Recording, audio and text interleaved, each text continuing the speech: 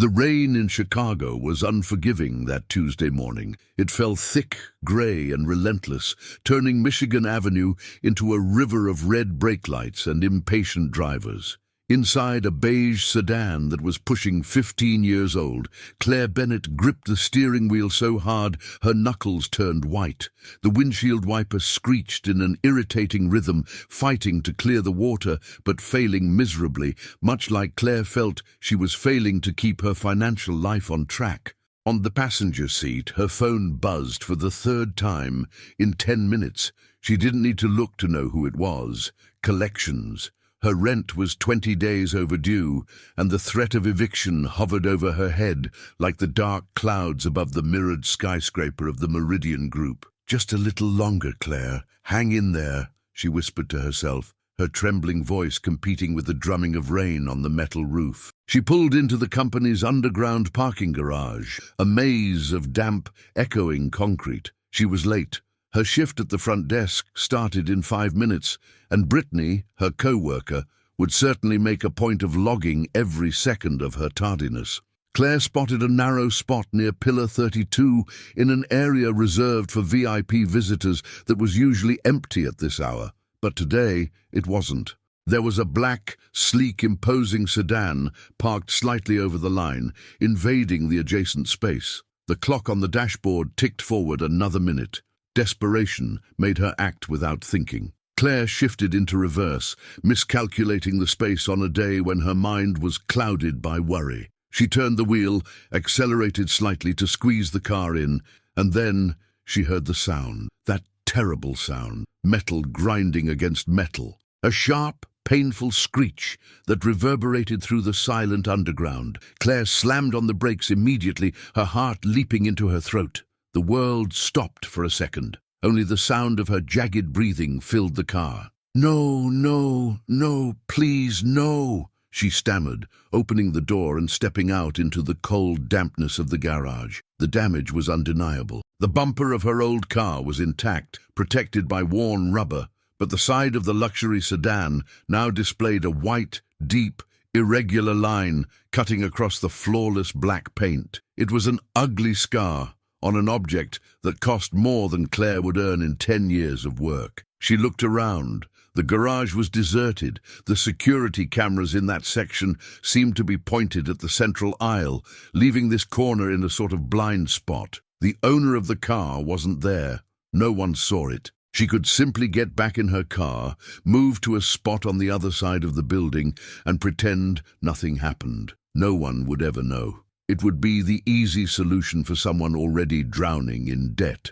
How would she pay for this? Fixing a car like that would cost thousands of dollars. Claire felt her stomach churn. The temptation to flee was sweet, almost seductive. But then she thought of her father, a simple man from Ohio who had taught her that the only thing no one could take from a person was their word. She closed her eyes, took a deep breath smelling of oil and rain, and made a decision that terrified her. She went back to her car, opened the glove compartment and took out a promotional notepad from a pharmacy and a blue ballpoint pen. She propped the paper on the steering wheel and wrote, her hand shaking, "I am so sorry. I was the one who scratched your car while trying to park. I don't have insurance, and I probably can't pay for everything right now, but I will cover the damages, even if I have to pay in installments. Please contact me. My name is Claire." She wrote her personal phone number right below. She stepped out into the rain again, lifted the windshield wiper of the luxury sedan, and tucked the paper there, where the blue ink contrasted with the dark glass. Claire ran to the elevator, her damp hair sticking to her forehead, feeling like she had just signed her own bankruptcy filing. Minutes later, the private elevator opened in the basement. Liam Sterling walked toward his car. The CEO of the Meridian Group was a 35-year-old man with a rigid posture that reflected the weight of managing one of the largest infrastructure corporations in the United States. He was exhausted. The merger with a Japanese conglomerate was hanging by a thread, and his legal team's incompetence in aligning cultural details was draining his patience. He unlocked the car and was about to get in when he noticed the white paper fluttering under the wiper blade. He frowned. A ticket? A flyer? He pulled the paper out and read it. Liam stopped. His eyes traced the scratch on the side of the car. It was ugly, deep. Most people would have run. He had seen executives lie about far less in air-conditioned boardrooms, but here, on a cheap piece of pharmacy paper, someone was admitting guilt they could have hidden. "Even if I have to pay in installments." A genuine curiosity, something he hadn't felt in a long time amidst corporate cynicism, sparked inside him. He looked at the handwriting, rounded and nervous. Claire. He put the note in the inside pocket of his suit jacket, ignoring the damage to the car, and went back to the elevator. He needed to know who this honest person was in a world of appearances. Upstairs, in the main lobby, the air conditioning was freezing. Claire assumed her post behind the marble counter, trying to discreetly dry her wet blouse. 3 minutes late, Claire," said a nasal voice beside her. Brittany Vance didn't take her eyes off the computer screen while she spoke. "If the supervisor walks by, I'll have to report it. You know how it is. Rules are rules." "Sorry, Brittany. Traffic on the highway was impossible and I had a problem in the parking lot," Claire replied, logging into her terminal. "Problem in the parking lot with that rust bucket?" Brittany laughed, a short sound devoid of humor. "Careful not to leave oil on the floor, or they'll deduct it from your paycheck, which can't be much anyway." Claire swallowed hard and didn't reply. Brittany was the type of person who fed on others' insecurities. Beautiful, impeccable, and cruel, she viewed the reception desk as a throne and Claire as an unwanted subject. The day dragged on. Every time the phone rang, Claire feared it was the car owner, screaming and demanding money, but the phone only brought impatient clients and confused vendors. Around 10 in the morning, an unusual commotion took over the lobby. A group of men in dark suits entered, speaking in low voices. Among them was Liam Sterling, the CEO. Claire stiffened. She had never seen the big boss this close. He radiated authority. Beside him, 3 Japanese executives looked visibly displeased. An interpreter was sweating, stammering words in English that clearly weren't translating the complexity of what the investors were saying in Japanese. "Mr. Tanaka is saying that, well, he said the structure isn't adequate," the interpreter tried, nervous. The oldest man in the Japanese group, Mr. Tanaka, shook his head vigorously, speaking something fast and cutting in his native tongue. Liam ran a hand over his face, frustrated. "Ask him what the specific problem with the structure is, damn it," Liam ordered, losing his usual composure. "We are losing time." The interpreter froze. The silence in the lobby was awkward. Every employee stopped to look. Brittany adjusted her hair, ready to offer water or coffee to catch the boss's eye, but she dared not approach the tension. Claire felt an electric impulse run down her spine. She understood. She understood every word Mr. Tanaka was saying. For the past 3 years, her sleepless nights hadn't just been spent worrying about bills, but studying. Japanese had been her refuge, a way to travel far away without leaving her bedroom. Mr. Tanaka repeated, louder, pointing at the blueprints an assistant was holding. "He isn't talking about the structure. He's talking about the orientation of the entrance." Claire thought aloud, but the words came out as a whisper. Brittany heard her and nudged her with an elbow. "Be quiet, you freak. You're going to get in the way." But Mr. Tanaka had also heard the whisper, or at least noticed the look of understanding on Claire's face. He looked directly at the receptionist. "Anata wa Nihongo ga wakarimasu ka?" "Do you understand Japanese?" he asked, ignoring Liam and the interpreter. The entire lobby froze. Liam turned slowly toward the reception desk. Claire felt her face burn. She wanted to disappear, to sink into the marble floor. But Mr. Tanaka's gaze was demanding. "Hi, Sukoshi wakarimasu." "Yes, I understand a little," Claire replied, her voice trembling but her pronunciation correct. Liam walked over to the counter. His hazel eyes, intense and analytical, fixed on her. He didn't recognize her immediately, but something about that vulnerability seemed familiar. "What did he say exactly?" Liam asked, with a voice that allowed for no lies. Claire took a deep breath. It was her chance to help or be fired for insubordination. "He said," Claire looked at Mr. Tanaka, asking for silent permission with a nod. "He said the problem isn't the engineering of the structure, Mr. Sterling. It's the orientation of the main entrance regarding the rising sun. For his company, this violates principles of harmony that are fundamental to business prosperity. They feel this was ignored as a silly superstition by your team, and that is a disrespect to their tradition. The silence that followed was absolute. The official interpreter went pale. The Meridian executives looked at each other, shocked. Mr. Tanaka, for the first time that morning, relaxed his shoulders and nodded, letting out a long sigh. "Exact," said Tanaka in broken but understandable English. "Respect. We want respect." Liam looked at Claire as if seeing her for the first time, not as a piece of corporate furniture, but as someone who had just handed him the key to a locked vault. "Thank you," he said, and the gratitude in his voice was real. He turned to his team. "Change the entrance design. Now, I want a new proposal aligned with what she just explained by noon." The group moved away toward the elevators, the crisis momentarily under control. Before entering the cab, Liam looked back one more time, memorizing the face of the receptionist wearing a uniform one size too big. As soon as the elevator doors closed, Brittany turned to Claire, with eyes flashing cold rage. "Who do you think you are?" Brittany hissed. "Trying to show off for the boss? Do you think speaking a few phrases in another language is going to get you off this desk?" "I just tried to help, Brittany. They weren't understanding each other," Claire replied, sitting down and trying to stop her hands from shaking. "Listen to me." Brittany leaned in, invading Claire's personal space. "People like you who try to climb too fast usually fall flat on their face. Liam hates people who meddle. Tomorrow you'll be on the street, and I'll be here to wave goodbye." Claire lowered her head, the joy of having been useful quickly crushed by habitual fear. She needed this job. At lunch, Claire ran to the employee cafeteria, looking for the only friendly face in that hostile building. Mrs. Higgins was sitting at a corner table, eating her packed lunch. She was 60, with hands calloused from cleaning work, and a smile that warmed the soul. "Honey, what's with the long face? You look like you've seen a ghost," said Mrs. Higgins, pulling out a chair for Claire. "Worse, Mrs. Higgins.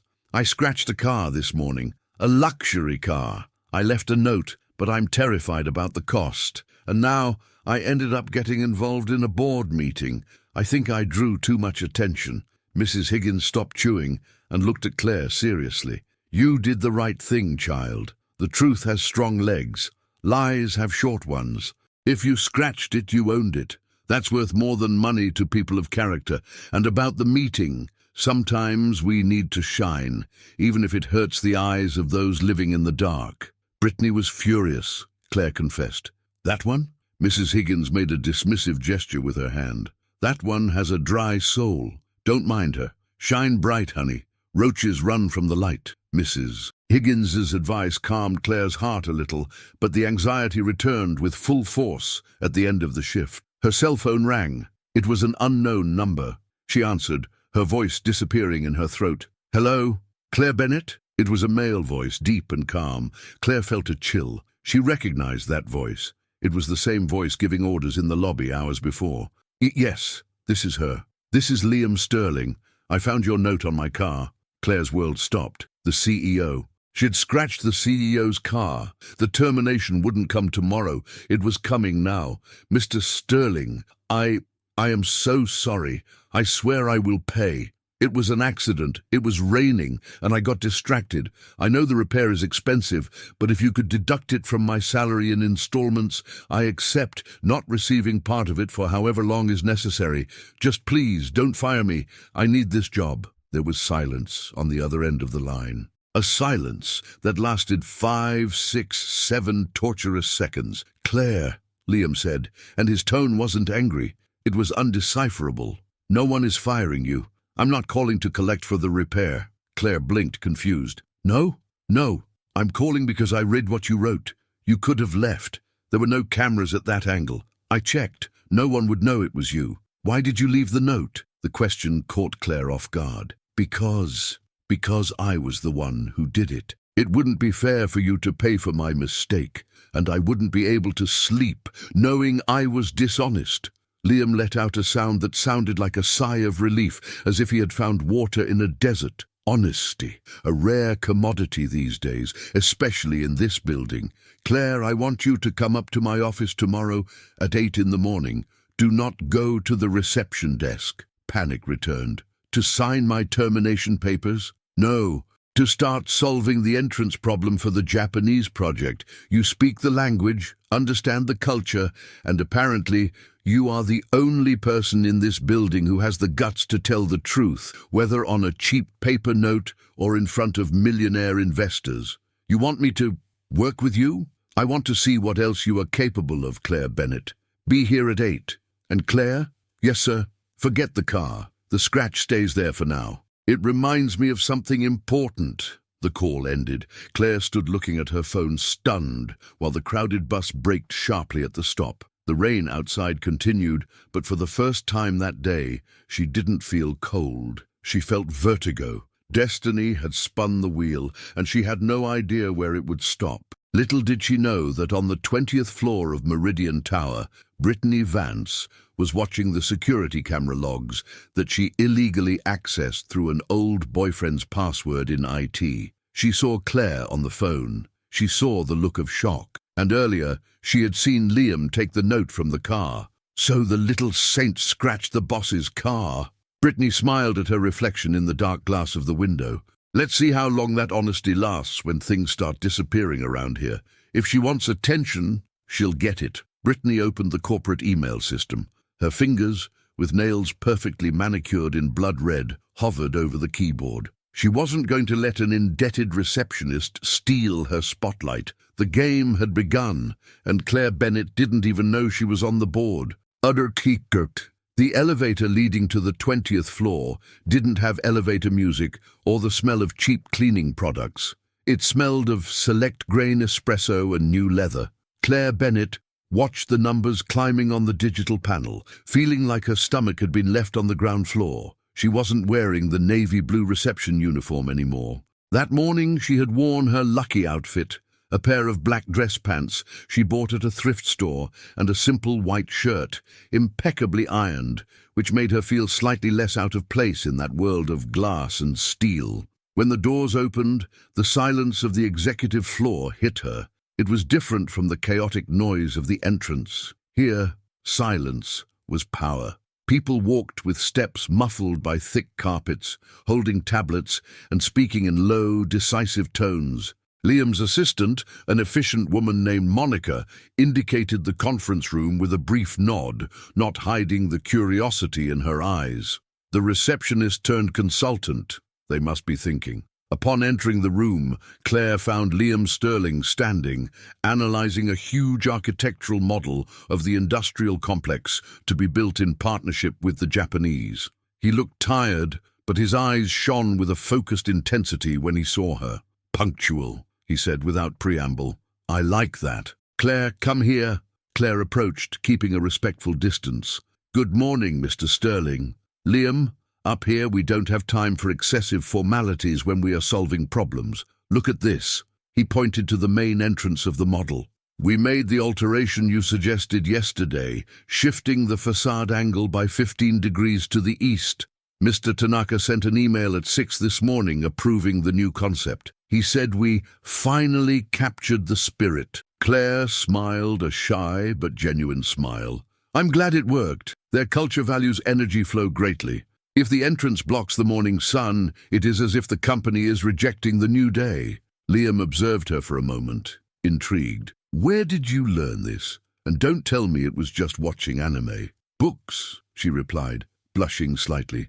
"The public library downtown has an incredible collection on Oriental architecture and Asian corporate etiquette. I like reading about how other places work. It makes my world feel bigger." "Intellectual curiosity," Liam murmured, as if making a mental note. "An underrated quality. Well, Claire, I didn't call you here just to offer praise. I have a proposal. I want you to act as a cultural liaison assistant for this project. You will review communications, sit in meetings, and ensure we don't commit any more gaffes. The salary will be adjusted to the junior assistant level." Claire's heart raced. Junior assistant paid 3 times what she made at reception. It would be the end of collection calls. It would be the chance to fix his car for real. I accept. Of course I accept. Thank you for the opportunity. Don't thank me yet, Liam warned, looking back at the model. The people downstairs won't like it. The office grapevine is cruel, and up here, managers will question your competence. You will need to have thick skin. Claire lifted her chin, remembering Mrs. Higgins' words. My skin is already thick, Liam. Anyone who takes 2 crowded buses and deals with screaming clients every day has passed worse tests. Liam smirked, a rare gesture that softened his hard features. Great. Monica will show you to your temporary desk. Welcome to the team. While Claire settled into a small workstation in the assistant's hallway, the news spread through the building like a virus. Downstairs, Brittany Vance listened to the rumors with a bitter taste in her mouth. They say she was promoted, commented the security guard at the entrance, oblivious to the fury growing in Brittany's eyes. Claire, who would have thought, huh? The girl is smart. Smart? Brittany laughed with scorn. Opportunist, that's what she is. She scratched the boss's car and now she's up there? What kind of deal do you think she made to get that? No one gets promoted from receptionist to executive assistant overnight due to competence, darling. Brittany went back to her desk, seething. She had worked there for 5 years. She had a degree in administration, spoke intermediate Spanish, and always dressed impeccably. And yet, Liam never looked at her twice. Claire, with her second-hand clothes and her startled mouse demeanor, had achieved everything Brittany desired. It won't stay like this, Brittany thought. She doesn't belong in that place, and I'm going to prove it. Brittany waited for the lunch hour. She knew the IT team usually went out in a group. Using the excuse that she needed to check a faulty extension, she went to the server room. It didn't take much effort. There was a yellow post-it note stuck under the keyboard of a careless intern. Admin 123. Accessing the system was easy. Brittany, despite being cruel, was intelligent. She didn't just want to hurt Claire, she wanted to destroy her morally. She accessed Claire's user profile, which hadn't fully migrated to the executive server yet, and began typing. First, an email to Human Resources sent from Claire's account, complaining about working conditions and calling the HR manager incompetent and poorly dressed. Then, something more serious. She located a confidential file, a preliminary cost spreadsheet for the Japanese project, and sent it to a generic external email address, but copied, by mistake, the CFO of Meridian. Let's see how you explain a data leak, sweetheart, Brittany whispered, deleting the send log from the sent folder so Claire wouldn't notice immediately, but leaving the trail on the server. Upstairs, Claire's day was a dizzying dream. She reviewed translations, corrected 2 memos that could have sounded offensive to the Japanese, and even received a nod of approval from a senior architect. She felt useful. She felt capable. At 4 in the afternoon, however, the dream began to crumble. Claire was immersed in reading a contract when 2 men in grey suits stopped in front of her desk. They weren't executives. They were corporate security. Ms. Claire Bennett? Asked the taller one with a deep voice. Yes. Claire felt a pit in her stomach. Their tone wasn't friendly. We need you to accompany us to the HR office immediately. And please leave your badge and personal belongings here. What? Why? Did something happen to my dad? Claire's mind went straight to her family. It is an internal company matter. Please do not make this difficult. Everyone in the hallway stopped to stare. The humiliation was instant. Claire stood up, her legs shaking. The walk to the elevator seemed to last forever. She felt the gazes burning her back. Murmurs of, "I knew it. That was fast. What did she do?" echoed around her. In the HR office, the manager, the same one Brittany had insulted in the fake email, was livid. There were printed papers on the desk.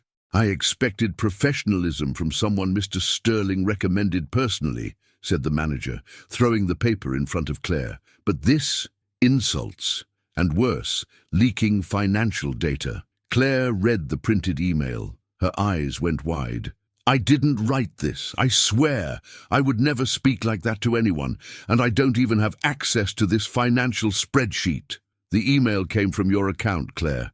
The IP log is from your old terminal at the reception, which, curiously, was still logged in with your credentials, even though you were up here. This suggests you went down, used the old computer to disguise it, and sent this. I didn't go down. I was here all day. The cameras can prove it. We are analyzing the footage, but sending confidential data is a severe violation. Zero tolerance policy. Until the investigation is concluded, you are suspended. Hand over your temporary badge.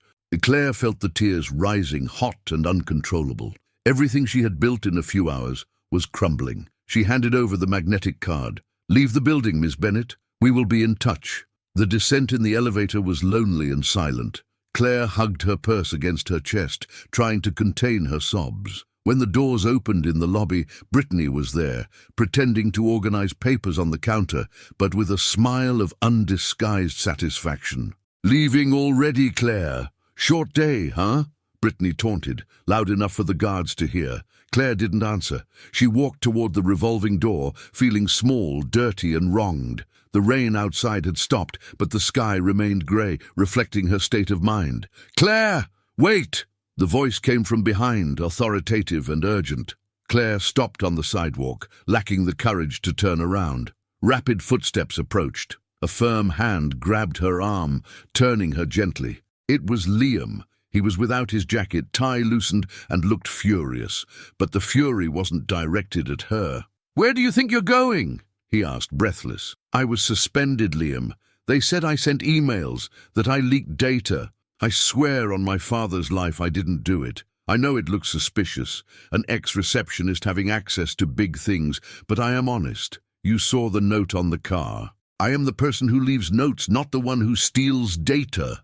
Liam held her shoulders, steadying her. I know. Claire blinked, tears streaming down her face. You know? Claire, I've dealt with corporate snakes for 15 years. I know how to recognize a setup when I see one. As soon as HR notified me, I called my personal IT chief, not general support. He pulled his phone from his pocket and showed a graph. The email was sent from your old workstation at 1:45 p.m.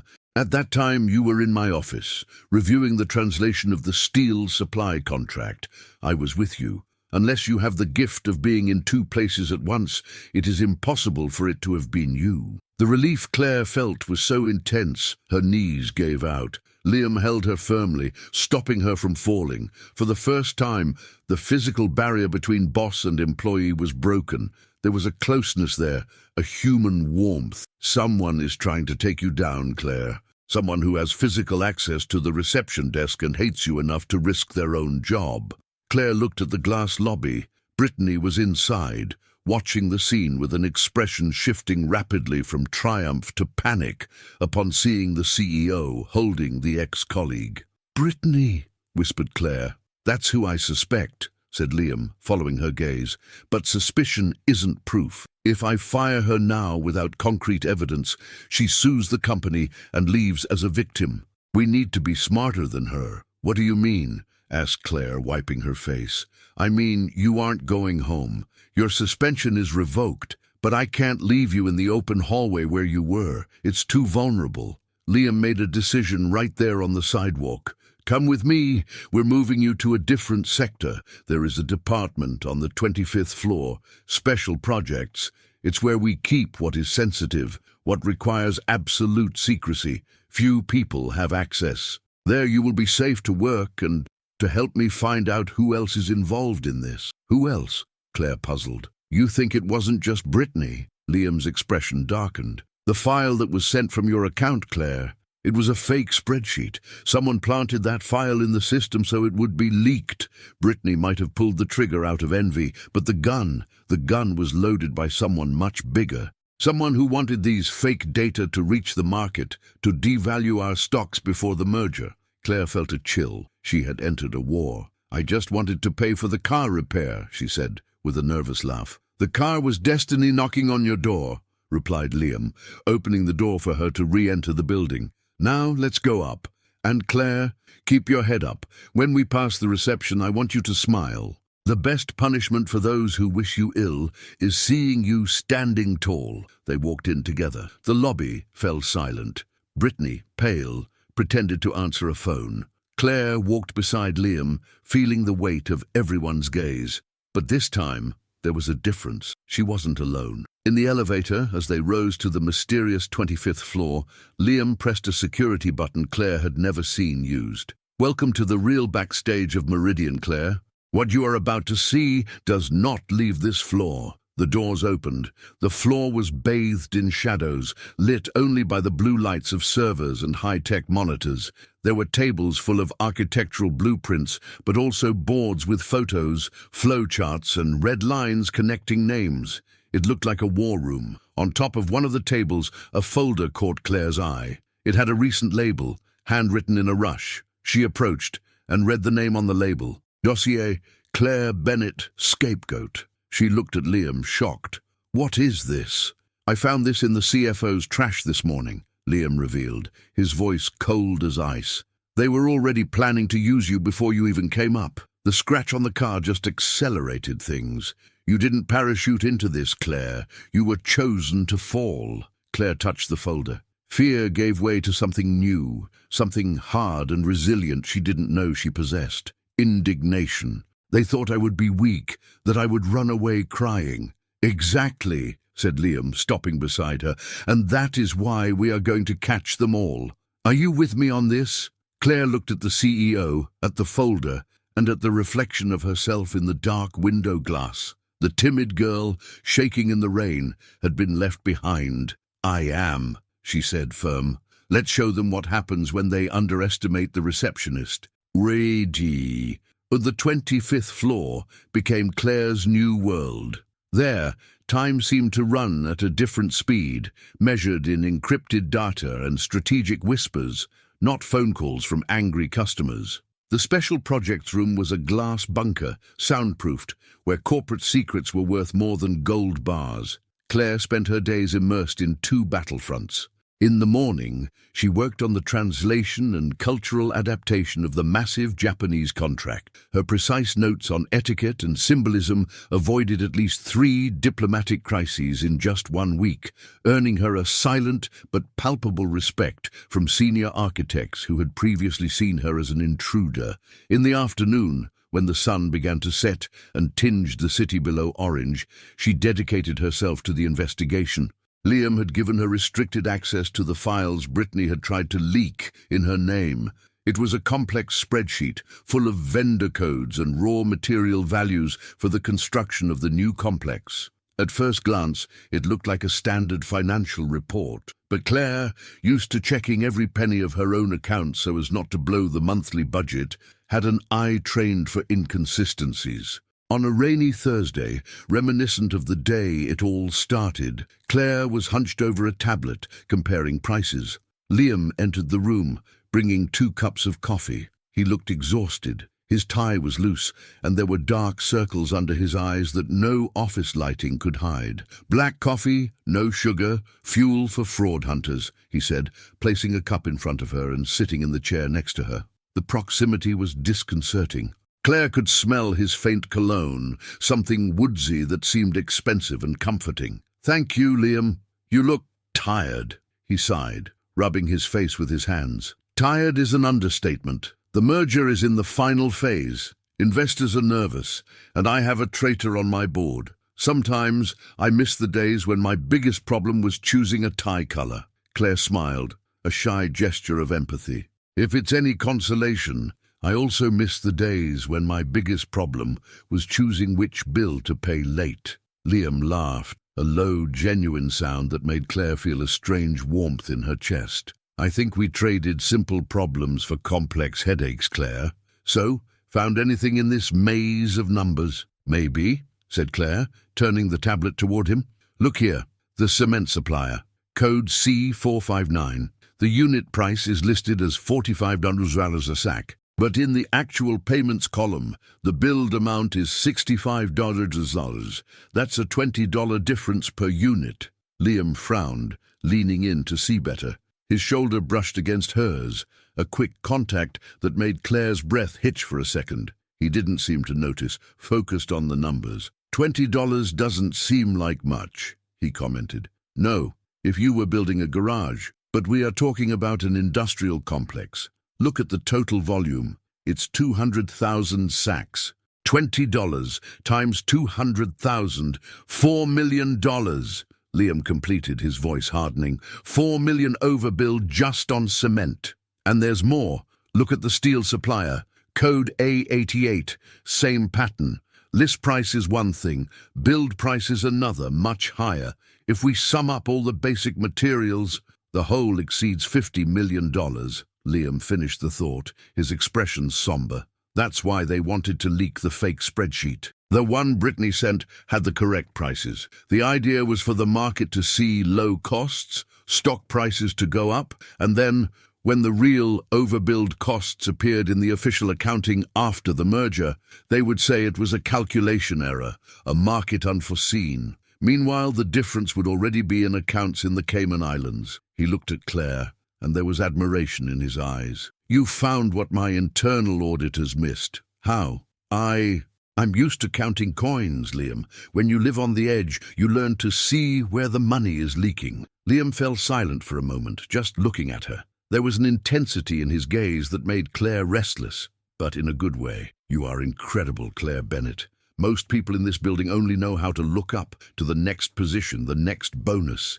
You look at the details, at the ground you walk on. That is rare. Claire blushed violently, averting her gaze to the coffee. I'm just doing my job. And very well, he said. Now we have proof of the embezzlement, but we need to know who is authorizing these overpayments. Who owns the final approval code? The code is CFO01, Claire pointed out on the screen. Liam closed his eyes, as if feeling physical pain. CFO01, Chief Financial Officer, Richard. Richard had been Liam's right-hand man for 10 years, godfather to his son, the man he trusted with the keys to the vault. Betrayal had a bitter taste in Liam's mouth. I'm so sorry, whispered Claire. Don't be. It's better to know the painful truth than to live a comfortable lie. Richard will pay, and whoever is with him too. He stood up, energy returning to his body with the fury of discovery. Keep this strictly confidential, Claire. I'm calling in external auditors right now. They will enter tomorrow morning and seal off the finance department. Meanwhile, 24 floors below, Brittany Vance's life was crumbling. Since the fake email incident, she felt a subtle shift in the building's atmosphere. Security guards eyed her with suspicion. Her phone extension seemed to have strange noises, as if tapped. And the worst, her contact in IT, the intern who gave her the password, had been summarily fired that morning, without notice. Brittany was in the ground floor ladies' room, retouching her red lipstick with shaking hands. Her reflection in the mirror showed a woman on the verge of a nervous breakdown. Her cell phone buzzed on the marble counter. It was a message from a blocked number. The job was botched. The CEO knows it wasn't her. You have become a liability. Brittany read the message 3 times, the blood draining from her face. She knew who was sending that. It was the middleman, the man in the expensive suit who approached her in the parking lot weeks ago, offering money and a promotion in exchange for small favors to destabilize the company before the merger. The attack on Claire had been her idea, a bonus of personal revenge, but the order to leak the data came from above. She tried to type a reply, explain that Claire had been protected, that it wasn't her fault. But before she could send it, a new message arrived. Do not reply.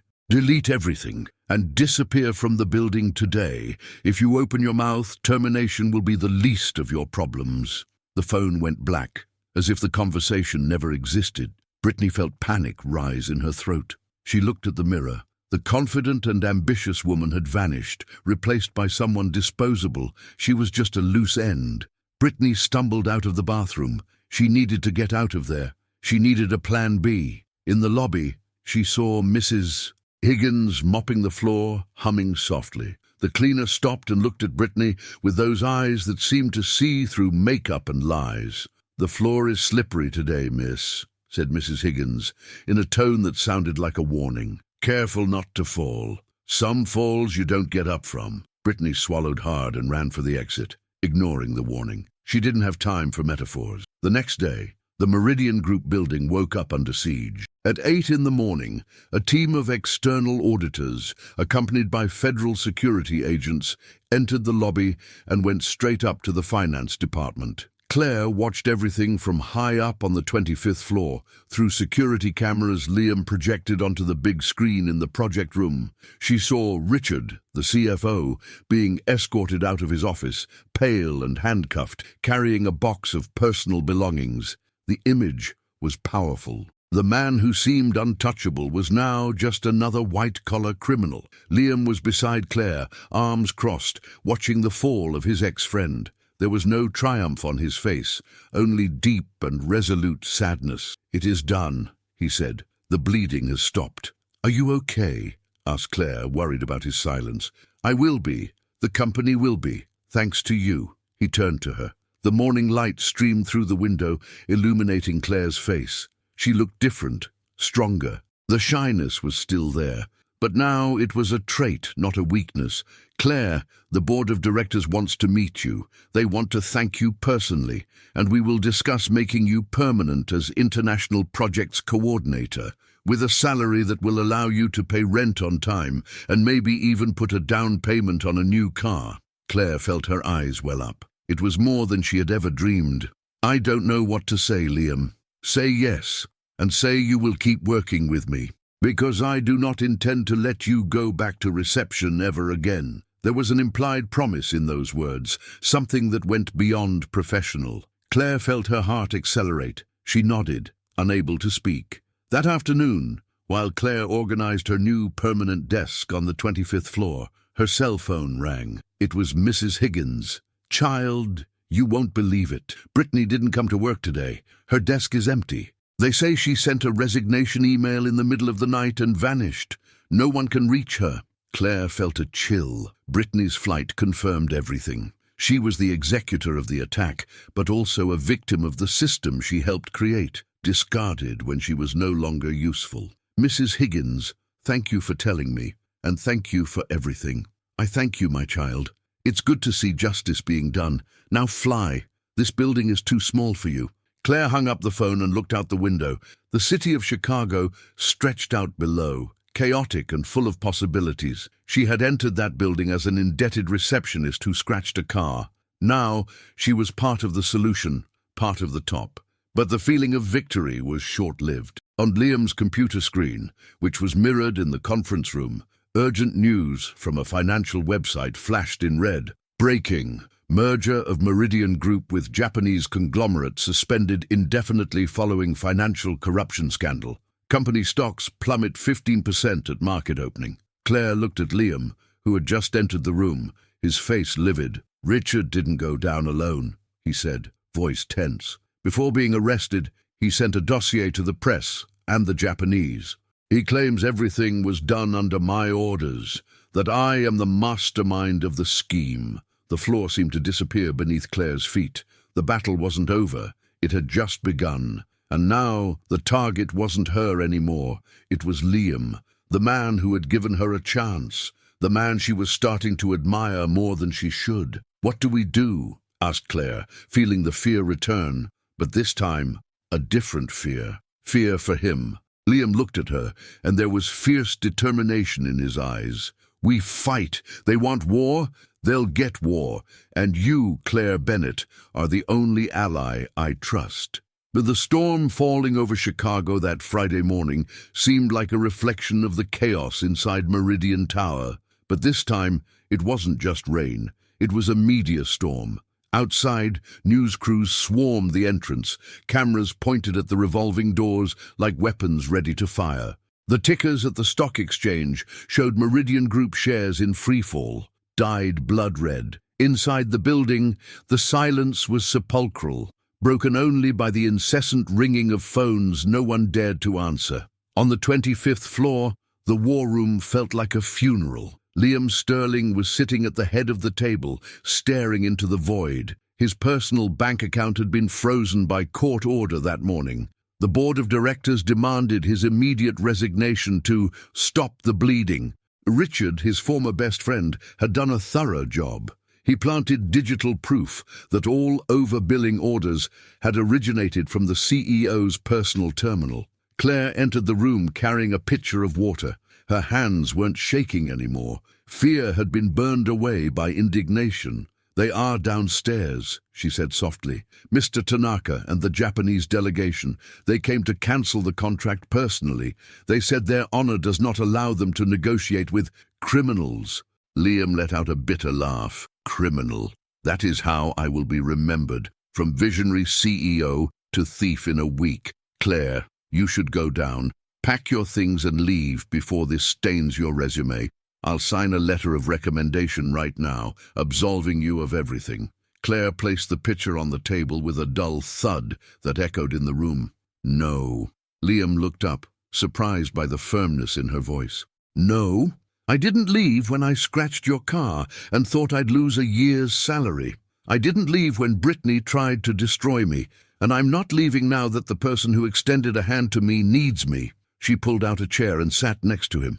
"Richard was smart, but he is arrogant, and arrogant people leave trails because they think no one is smart enough to look. The experts already looked, Claire. The transfer orders have my digital signature, sent from my IP. There is no way to contest it." "There is, if you weren't in the room when they were sent," said Claire, opening her tablet. "I spent the night reviewing the dossier Richard leaked to the press.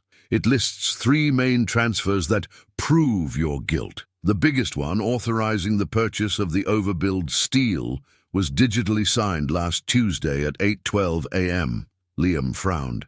"Tuesday. I was in the building. I arrive at 7. "Yes, you were in the building. But where were you exactly at 8:12 a.m.? Liam tried to search his memory, but recent days were a blur of stress and meetings. "I must have been in my office, or the elevator. I don't remember." Claire smiled, and there was a glint of triumph in her eyes. "I remember, because at 8:12 a.m. on that Tuesday, you were in basement level 2, standing in front of your car, reading a note on pharmacy paper that a desperate receptionist had left." Liam's eyes went wide. The moment returned to his mind with crystal clarity. The rain, the smell of dampness, the initial irritation turning into surprise upon reading the honest note. "The security system!" Liam exclaimed, standing up. "Exactly," Claire confirmed. "The garage camera system is independent of the central server for security. Richard couldn't erase those images because he didn't even know you had gone down to check the car at that time. He assumed you would be at your desk, like you always are." Claire projected the image on the big screen. The grainy video showed Liam Sterling at 8:12 a.m., standing next to the scratched sedan, holding Claire's note. In the corner of the screen, the clock ticked the seconds. "If you were in the garage reading my note," Claire continued, "you couldn't be on the 20th floor typing a 64-character password and using biometrics to authorize a $20 million diversion. Which means someone cloned your access and used it remotely thinking you were in your office." Liam looked at the screen, stunned. That scratch on the bodywork, that stupid maneuvering mistake by a nervous employee, had just become his perfect alibi. "The scratch," he murmured. "It saved me." "It saved us," corrected Claire. "But we need to show this to Mr. Tanaka. Now, before he leaves the building. He won't see me, Claire. Security barred me from going down. I'm isolated." Claire stood up, adjusting her blazer. "He doesn't want to see CEO Liam Sterling, but he will see Claire Bennett. I speak his language. I understand his code of honor. Leave it to me." 5 minutes later, Claire was in the ground floor executive lobby. The atmosphere was hostile. Meridian's security guards seemed confused about who to obey. Mr. Tanaka and his entourage of 6 Japanese executives were walking toward the exit, with hard steps and closed expressions. "Tanaka-san, mate kudasai! Mr. Tanaka, please wait!" shouted Claire, her voice echoing off the cold marble. The old executive stopped. He turned slowly. Recognizing the young woman who saved the meeting days ago, his expression softened minimally, but the rigidity remained. "Bennett-san," he said in Japanese, "there is nothing to discuss. Trust has been broken. Your leader is dishonorable." Claire walked up to him and bowed deeply, perfectly, holding the position for 3 full seconds before rising, a gesture of maximum respect. Honor was not broken, Tanaka-san. Honor was attacked by a hidden enemy. I ask only for 5 minutes. Not to defend a criminal, but to show the truth. If after that you wish to leave, we will carry your bags to the car ourselves. Tanaka looked into Claire's eyes. He saw the same sincerity he had seen in the translation days before. Truth didn't need shouting. It had its own frequency. 5 minutes, he conceded, looking at his wristwatch. Claire guided them not to the conference room, but to the security monitoring room on the ground floor.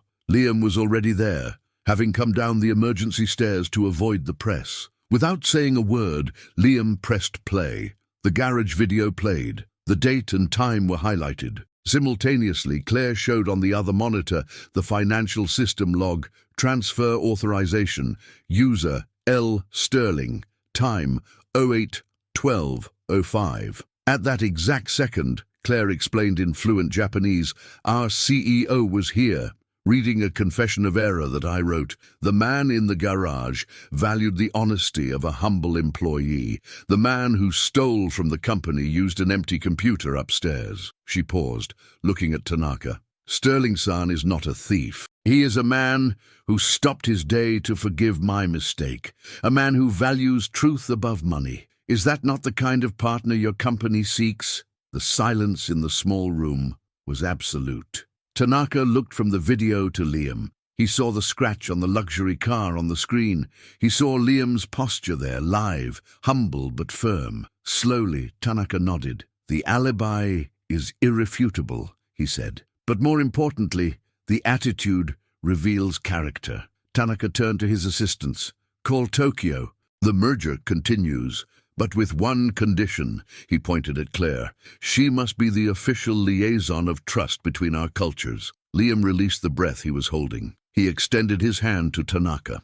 Arigatou gozaimasu, said Liam, risking the Japanese Claire had taught him. The handshake sealed Meridian's fate, but the war still had a final act. With the alibi confirmed and Japanese support, the FBI had what they needed to break Richard's telematic secrecy more aggressively. In a matter of hours, they traced the real IP of the transaction, a personal laptop connected to the Wi-Fi of a coffee shop across from the company. The coffee shop cameras showed Richard, in a cap and sunglasses, using the computer at the exact time. Richard's bail was denied, and he was charged with wire fraud and conspiracy. When he was transferred to federal custody that afternoon, the TV cameras waiting for Liam's fall ended up filming the ruin of the true villain. Brittany Vance, who had fled to her parents' house in Wisconsin trying to hide, was located 2 days later.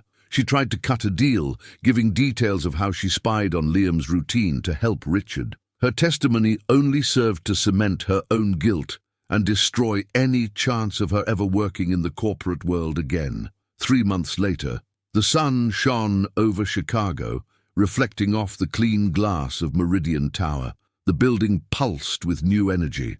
The merger had been a resounding success, and construction on the industrial complex was in full swing. In the basement, the parking garage was full. A new silver hatchback entered the reserved spot marked International Projects Coordinator. Claire Bennett stepped out of the vehicle, adjusting her elegant blazer. She no longer looked like the frightened girl from months ago, but the essence in her eyes remained the same. Walking toward the elevator, she passed the CEO's spot. The imposing black sedan was there. Liam was leaning against the driver's door, waiting for her. He smiled when he saw her. "Good morning, Coordinator Bennett. New car?" "Good morning, Mr. CEO. Yes, put the down payment on it yesterday. And guess what? This one has backup sensors. I'm no longer at risk of destroying other people's property." They laughed. It was a light, complicit laugh of two people who survived a war in the trenches together. Claire looked at Liam's car. The scratch on the side was still there, the jagged white line cutting the perfect black paint. "Liam," she began, "now that the merger bonus has cleared, aren't you going to fix that? It's been 3 months. Everyone comments on it. They say the CEO of Meridian can't afford a body shop." Liam ran his hand over the scratch, as if it were a precious relic. "I've been offered to have it painted for free, but I refused." "Why?" "It looks ugly. It ruins the aesthetic." He took a step toward her, closing the distance. The garage environment, once cold and threatening, now seemed welcoming, because every time I look at this scar on the metal, I remember the day my luck changed. I remember that in the middle of a world of lies, someone had the courage to tell me the truth. That scratch isn't damage, Claire. It's a trophy. It's the mark of how we met. Claire felt her face warm up. That is a very poetic way of saying you're too lazy to take it to the shop. Maybe, he teased. Or maybe I just want to make sure you never forget you owe me. I owe you? Claire raised an eyebrow, amused. I saved your company, your reputation, and your contract with Japan. I think we're even, Mr. Sterling. Professionally, maybe, but personally, he hesitated, and then, with courage that didn't come from business, held her hand. Personally, I think I'll spend a long time trying to repay the luck of finding that note. What do you say we start with dinner? No work talk, no Japanese talk, just Liam and Claire. Claire looked at their joined hands. She thought of everything she had been through, the fear of eviction, the humiliation at the front desk, the tension of the investigation. And now there she was, valued, respected, and perhaps loved. She squeezed his hand back. I accept, but on one condition, which is, I drive. I want to test the backup sensor. Liam laughed loud, the sound echoing off the concrete. Deal, but if you scratch my car again, you'll have to leave another note. You got it, she replied, entering the elevator beside him. I always leave notes. The metal doors closed, taking them to the top of the building, to the top of the world, leaving behind the silent garage where an imperfect scratch on a car door told the perfect story of how two destinies crossed and were never the same again. The Meridian sign shone outside, but the real shine was in the honesty that had saved them all.